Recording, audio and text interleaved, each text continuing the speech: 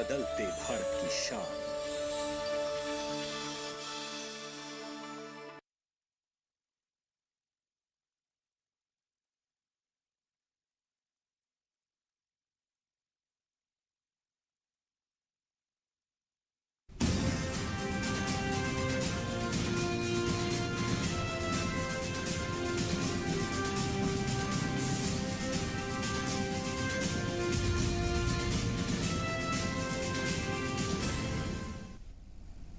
नमस्कार, किसान समाचार में आप सभी का स्वागत है। सबसे पहले मुख्य समाचार।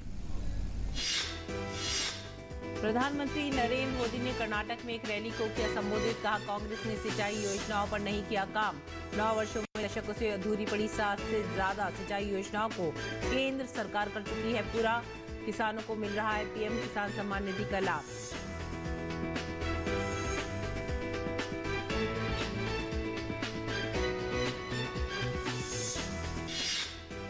केंद्रीय मंत्री पुरुषोत्तम रुपाला ने पशुपालन से संबंधित एक पोर्टल का किया शुभारंभ।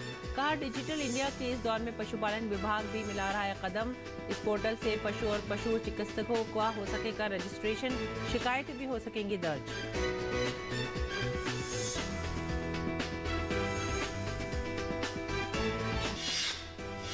केंद्रीय कृषि मंत्री नरेंद्र सिंह तोमर की अध्यक्षता में शुक्रवार को समग्र कृषि विकास के लिए हुई केंद्र शासित प्रदेशों की बैठक। कहा, केंद्र शासित राज्यों में भी योजनाओं का 100% क्रियान्वयन करे सुनिश्चित कर सभी किसानों को कल्याणकारी योजनाओं का मिलना चाहिए लाभ। प्रतिकूलता में अनुकूलता तलाश कर करना चाहिए काम।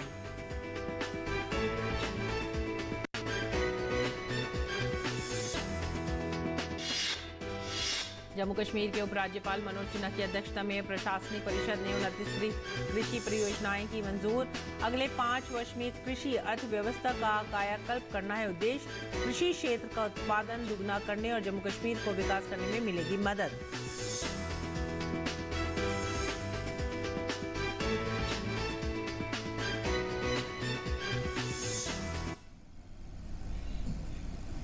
मुख्य समाचार के बाद खबरें अब विस्तार से। प्रधानमंत्री नरेंद्र मोदी ने कर्नाटक में एक रैली को संबोधित करते हुए कहा कि कांग्रेस के राज में 100 से ज्यादा ऐसी सिंचाई योजनाएं थीं जो दशकों से लटकी हुई थीं। बीते 9 वर्षों में दशकों से अधूरी पड़ी 60 से ज्यादा सिंचाई योजनाओं को हमारी सरकार पूरा कर चुकी है। जब कर्नाटका में डबल इंजन सरकार नहीं थी तो छोटे छोटे प्रोजेक्ट्स को पूरा करने में सालों लग जाते थे। पानी की कमी क्या होती है, ये कर्नाटका के किसानों, यहां की माताओं बहनों से बेहतर कोई नहीं जान सकता। कांग्रेस सरकार उसके समय देश भर में 100 से ज्यादा ऐसी सिंचाई योजनाएं थी जो दशकों से लटकी हुई थी। बीते 9 वर्षों में दशकों से अधूरी 60 से ज्यादा सिंचाई परियोजनाओं को हम पूरा कर चुके हैं। इनमें से अनेक प्रोजेक्ट कर्नाटका के भी हैं। यहां बीदर में भी महकर लिफ्ट इरिगेशन परियोजना जैसे अनेक सिंचाई के प्रोजेक्ट पर आज तेज गति से काम चल रहा है। पीएम मोदी ने कहा कि पीएम किसान सम्मान निधि का लाभ किसानों को मिल रहा है। पीएम किसान सम्मान निधि किसानों का कितना लाभ किया है। अब छोटे छोटे खर्चे के लिए किसानों को यहां वहां भटकना नहीं पड़ता। लेकिन मैं आज आपको एक और बात बताना चाहता हूं। जब हमने ये योजना शुरू की थी तो यहां कांग्रेस और जेडीएस की ही सरकार थी। लेकिन ये लोग लाभार्थी किसानों की सूची केंद्र सरकार को भेजने में ही रुकावटें पैदा करते थे, लिस्ट नहीं भेजते थे। बताओ, आप सोच सकते हैं कांग्रेस जेडीएस को किसानों से कितनी नफरत है।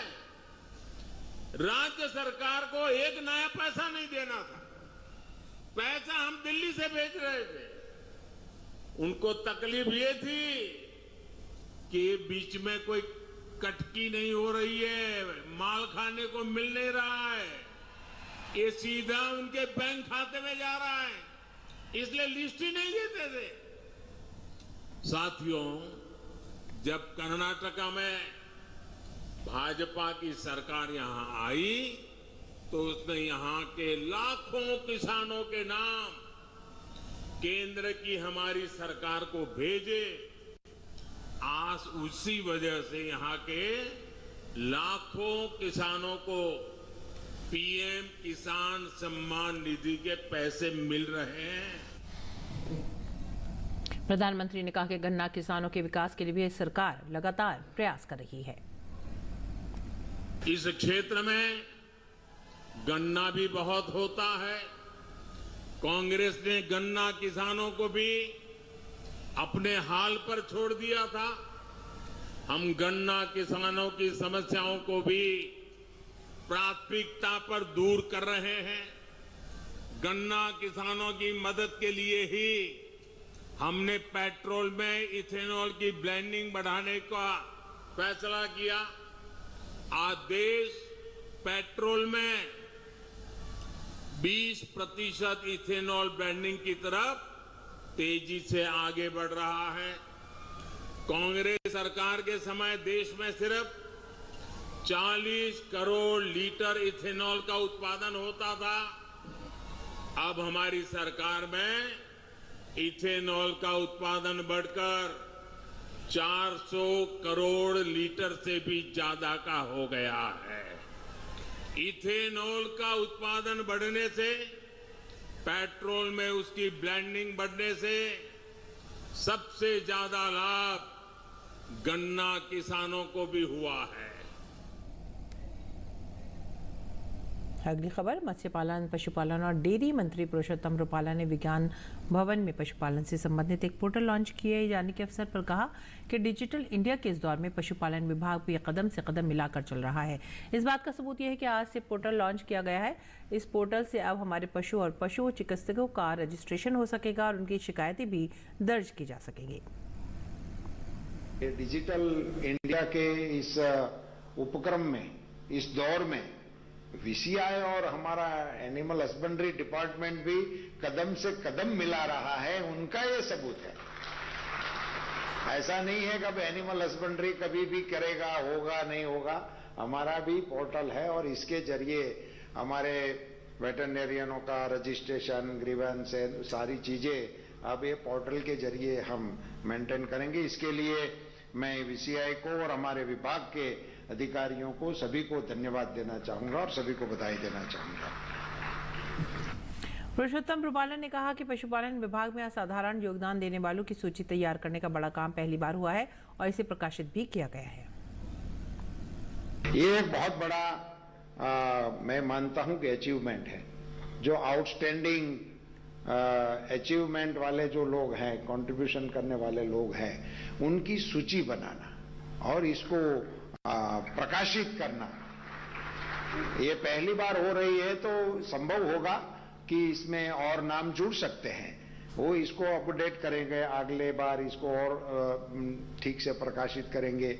मगर इनसे एक ऐसा संदर्भ ग्रंथ बन जाएगा कि जिससे देशवासियों को पता लगेगा कि इस क्षेत्र में काम करने वाले लोग क्या क्या कर रहे हैं, उसी को देख के भी पता चलता है। केंद्रीय मंत्री ने कहा कि असाधारण योगदान देने वालों की सूची में मनसुख मांडविया का नाम भी शामिल होना चाहिए, जो स्वयं पशुओं के डॉक्टर हैं। आज ही आपको एक सजेशन भी कर रहा हूं कि आप इसमें एक नाम जोड़ देना, मेरे सजेशन की तौर से। आप तो हम एनिमल हस्बेंड्री की बात कर रहे हैं, मगर हमारे सिविलियनों की देखभाल करने वाले भी वेटरनियन ही है, मनसुख भाई मांडविया जी। हेल्थ डिपार्टमेंट ही इनके हवाले है। सो एक प्रकार से देश का पूरा हेल्थ जो देख रहे हैं वो वेटरनरी ही देख रहे हैं। मनसुख भाई मांडविया जी अपने वेटरनरियन है, पशु चिकित्सक है, सो वो भी अपना देश का ये बड़े गरिमापूर्ण बात है। पशुपालन मंत्री पुरुषोत्तम रुपाला ने कहा कि प्रधानमंत्री ने पशुधन के लिए वैक्सीनेशन, मोबाइल वेटरनरी यूनिट आदि के जो कदम उठाए हैं उनसे बहुत ही फायदा हुआ है।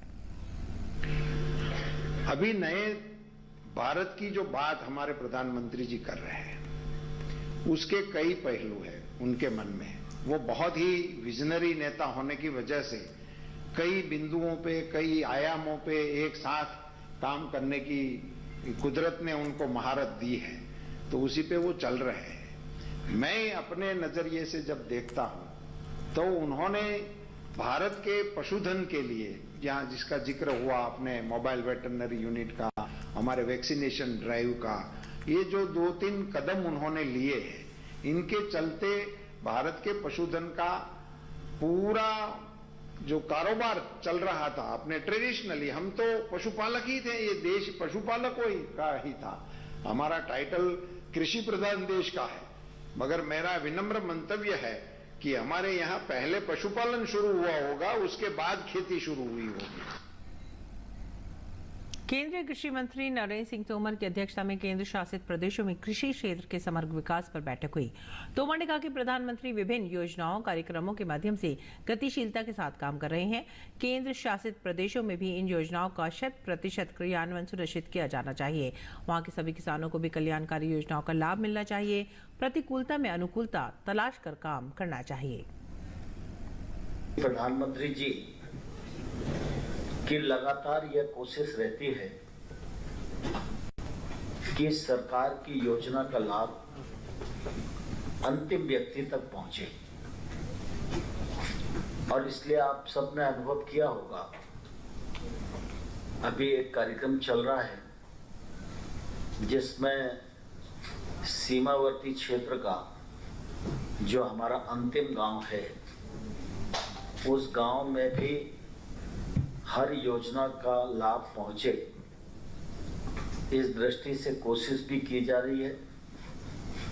और प्रधानमंत्री जी ने भावपूर्ण शब्दों में यह भी कहा कि वो गांव हमारे लिए देश की सीमा पर अंतिम गांव नहीं है, हमारे अंदर ये मान्यता बननी चाहिए कि वो हमारे देश का पहला गांव है,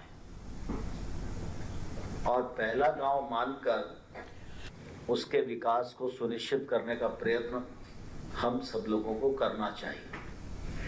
और इस दृष्टि से सभी केंद्रीय मंत्री बॉर्डर विलेज में जा रहे हैं, और मुझे यह जानकर प्रसन्नता है कि राज्यों ने भी, यूटी ने भी, जहां जहां हमारी सीमाएं लगती हैं, काफी गंभीरता से प्रधानमंत्री जी के इस आह्वान को सुना है। तोमर ने कहा कि केंद्र शासित प्रदेश व केंद्र सरकार एक दूसरे के पूरक हैं। इन प्रदेशों में भी परस्पर संवाद व अनुकूलता के साथ कठिनाइयां हल करते हुए विकास का मार्ग प्रशस्त करना चाहिए। उन्होंने कहा कि हमारा कृषि क्षेत्र बहुत महत्वपूर्ण व व्यापक है। छोटे किसानों की संख्या भी अत्यधिक है, लेकिन काम करने की पर्याप्त अनुकूलता भी है। केंद्र सरकार के पास योजनाओं व फंड्स की कमी नहीं है, जरूरत है योजनाओं के पूर्ण क्रियान्वयन की। केंद्र शासित राज्य में भी केंद्र सरकार की योजना का 100% क्रियान्वयन नहीं हो पा रहा है, तो यह हम सब के लिए निश्चित रूप से चिंता का विषय है। और हम सब देखते हैं कि जितने लोगों को लाभ मिलना चाहिए उसमें कहीं ना कहीं कमी दिखाई देती है, योजना के क्रियान्वयन में भी कमी दिखाई देती है। फंड्स जाते हैं वो पूरा खर्च नहीं हो पाए, वो भी एक दिक्कत है। जो खर्च होते हैं उनका यूसी समय पर नहीं आ पाए, तो वो भी एक दिक्कत है। तो कुल मिला के मैं यह तो समझ सकता हूँ कि अलग अलग यूनियन टेरिटरी की अपनी अपनी परिस्थितियाँ हैं, अपनी अपनी भौगोलिक स्थिति है, लेकिन मैं समझता हूँ कि जहाँ प्रतिकूलता है, अगर ढूंढो तो प्रतिकूलता में भी बहुत अनुकूलता दिखाई देती है, लेकिन अनुकूलता को ढूंढने की आवश्यकता होती है। और अगर हम अनुकूलता ढूंढेंगे तो निश्चित रूप से हमें अनुकूलता मिलेगी भी और हम उसका रास्ता निकालकर कार्यक्रमों को आगे बढ़ा सकते हैं। और इसीलिए यह बात हम सब लोगों के मन में आई कि हमारे केंद्र शासित राज्यों में जो क्रियान्वयन में कमी है, इस कमी को हम कैसे दूर कर सकते हैं। केंद्रीय कृषि एवं किसान कल्याण मंत्री नरेंद्र सिंह तोमर ने शुक्रवार को दिल्ली हाट INA में कृषि एवं किसान कल्याण मंत्रालय और national agricultural cooperative marketing federation of India limited NAFED द्वारा स्थापित मिलेट श्री अन्न एक्सपीरियंस सेंटर का उद्घाटन किया। दिल्ली हाट में आज एक्सपीरियंस सेंटर का शुभारंभ हो रहा है और मुझे पूरी आशा है कि यह अनुभव केंद्र आने वाले कल में मिलेट्स ईयर को और ऊंचाइयां प्रदान करेगा और मिलेट्स की खपत, प्रोसेसिंग और उत्पादन को बढ़ाने की दिशा में भी महत्वपूर्ण कदम के रूप में हम सबके सामने उपस्थित रहेगा। इस अवसर पर कृषि मंत्री ने कहा कि भारत सरकार का जोर राज्य सरकारों सहित सभी संबंधित संस्थानों के सहयोग से देश में श्री अन्न का उत्पादन, उत्पादकता, प्रसंस्करण और खपत बढ़ाने पर है, जिसके लिए प्रधानमंत्री नरेंद्र मोदी के नेतृत्व में संकल्पित होकर तेजी से आगे काम किया जा रहा है। देश की जो ताकत है उसको वैश्विक मंच पर कैसे रखा जाए, उसका वैश्विक उपयोग कैसे हो, यह प्रधानमंत्री जी की चिंता हमेशा रहती है।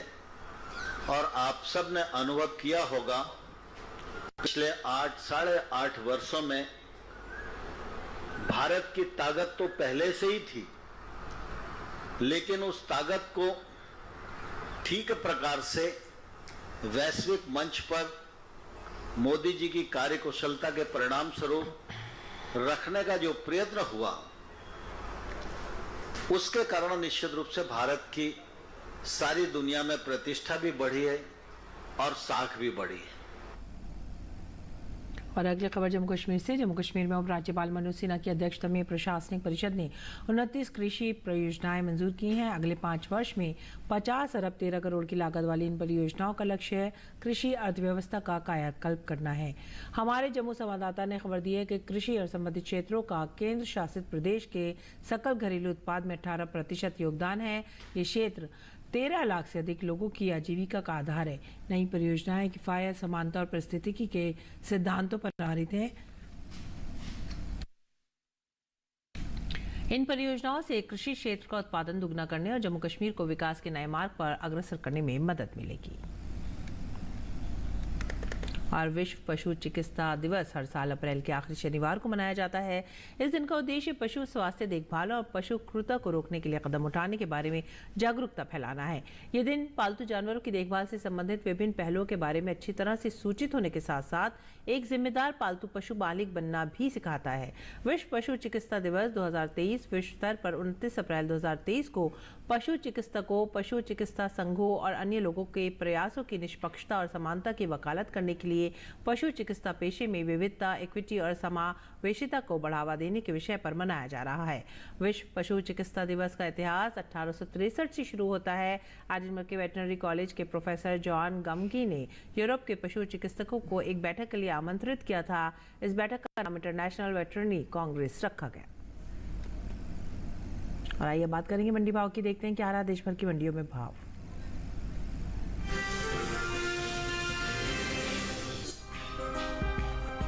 कृषि उपज मंडियों में इन दिनों सोयाबीन की आवक सामान्य बनी हुई है।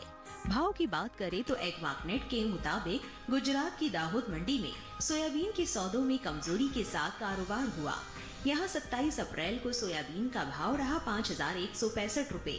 28 अप्रैल को इसका भाव 15 रुपए टूटकर 5,150 रुपए क्विंटल रह गया।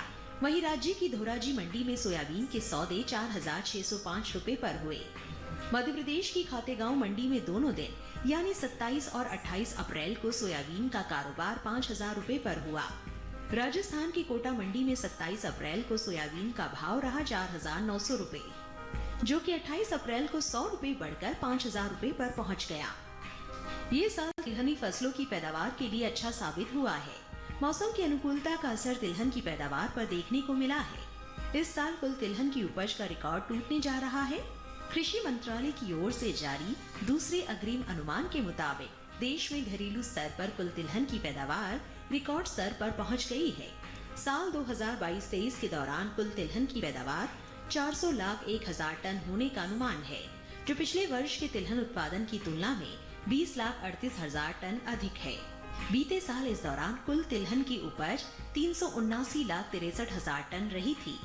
वहीं बात सोयाबीन की पैदावार की करें तो कृषि मंत्रालय के मुताबिक साल 2022-23 के दौरान सोयाबीन की उपज 139,75,000 टन होने का अनुमान जताया गया है।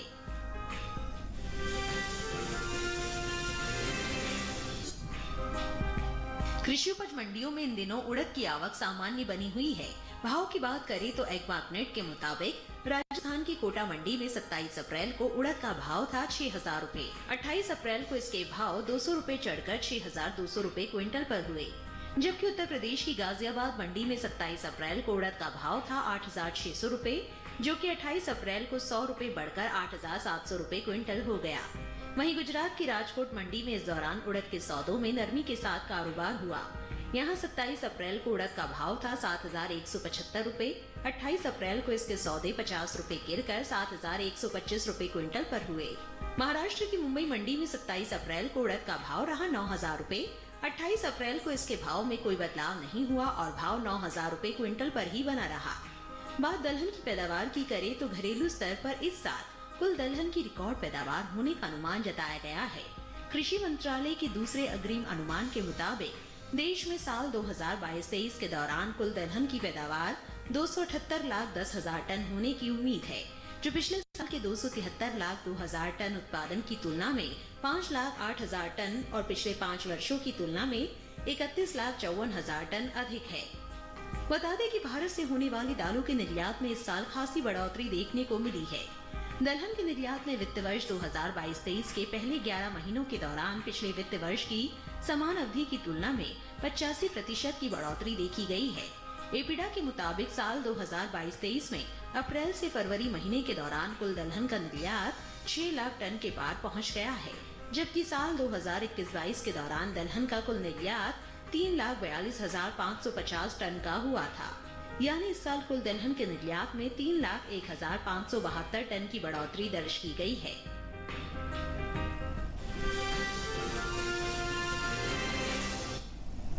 और अब बात करते हैं मौसमी खेती की। किसान इस मौसम में कैसे रख सकते हैं अपनी खेती का ख्याल, आइए देखते हैं।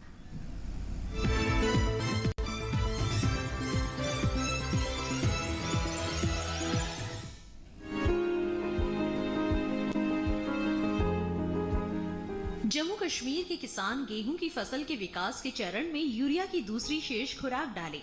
यहाँ के किसान सरसों की फसल की विशेष देखभाल करें। अगर इसमें माहू का हमला दिखाई दे तो इसमें जरूरी दवाओं का छिड़काव करें। यहाँ जई की खेती कर रहे किसान जई में यूरिया की दूसरी खुराक डाल लें। जम्मू कश्मीर में मटर के खेतों में उचित जल निकासी की व्यवस्था कर लें। यहाँ केसर की खेती कर रहे किसान इसकी अच्छे से देखभाल करें। केसर को चूहों से बचाने के लिए चूहों के बिलों में एल्यूमिनियम फॉस्फाइड का 5 से 10 ग्राम का एक पाउच एक बिल में डालें। जम्मू कश्मीर में इस समय टमाटर, शिमला मिर्च, बैंगन और कद्दू वर्गीय सब्जियां लगाई जा सकती हैं। जम्मू कश्मीर में इस मौसम में फूलों के बागानों में गर्मियों और शरद ऋतु के फूलों की रुपाई शुरू कर दें। यहाँ गुलदाउदी और डाहलिया के तने की छटाई करते रहें। साथ ही यहाँ कलीदार गुलाब के पौधों से चूसक निकालते रहें। जम्मू कश्मीर में इस समय धान की नर्सरी लगाई जा सकती है। हिमाचल प्रदेश में मशरूम की अच्छी पैदावार के लिए इनके कमरों का तापमान 17 से 18 डिग्री सेल्सियस और सापेक्ष आर्द्रता 80 से 85% बनाए रखें। मशरूम में नमी बनाए रखने के लिए पानी का छिड़काव समय समय पर करते रहे। इसमें पानी को रोके रखने के लिए पंखे द्वारा हवा का संचार भी बनाएं। हिमाचल प्रदेश में इस मौसम में भिंडी, टमाटर और बैंगन की बुआई की जा सकती है। यहाँ खीरा, कद्दू, करेला और लौकी की नर्सरी भी लगाई जा सकती है। हिमाचल प्रदेश में प्याज और लहसुन को सफेद मक्खी और चूसक कीट से बचाने के लिए इमिडाक्लोप्रिड को पानी में मिलाकर छिड़के। हिमाचल प्रदेश के किसान गेहूं की पकी फसल की कटाई कर ले, साथ ही इसकी ढीले कंडुआ और करनाल बंट से प्रभावित पौधों को हटाकर नष्ट कर दे।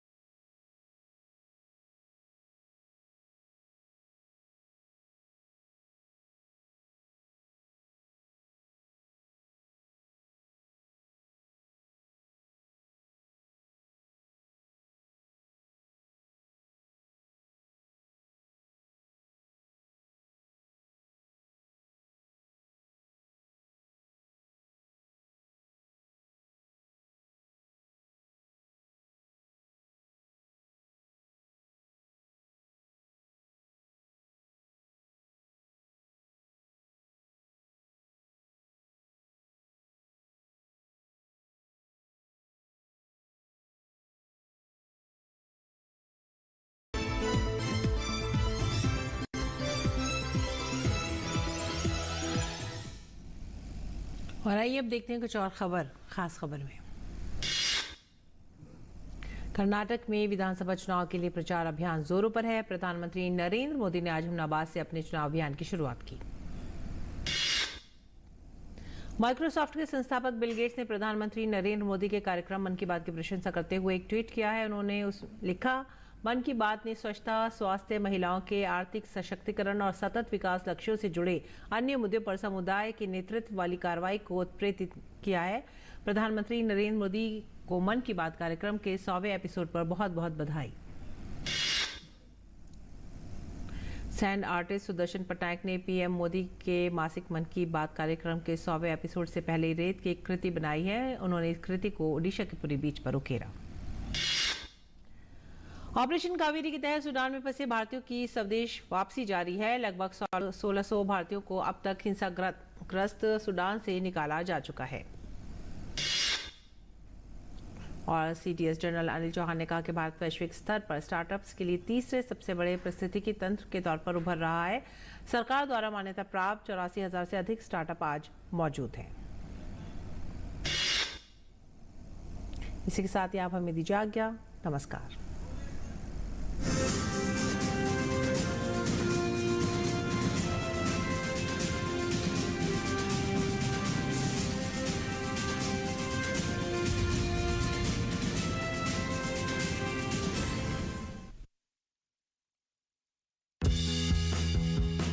मन की बात है जन जन की। संघर्षों के कुछ किस्से, कहानी कुछ